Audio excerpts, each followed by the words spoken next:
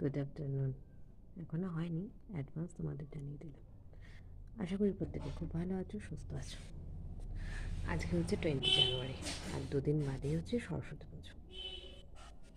যে যার মতন করে ভালোভাবে কাটাও, কারণ কখন কি হয় আমাদের সাথে দো পল কি জীবন হ্যায়, আমরা কেউ জানি না।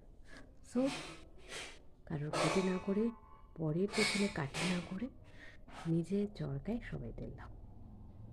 নিজের মতন করে ভালো থাকতে শেখো। পরের পেছনে লেগে কুচুটি বানা করে লাভ নেই।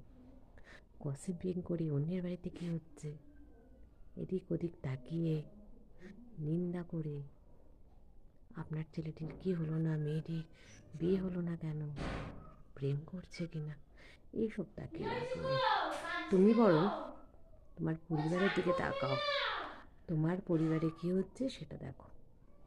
নিজের চরকায় তেল দাও আজ থেকে, নইলে বেশি দেরি হয়ে যাবে।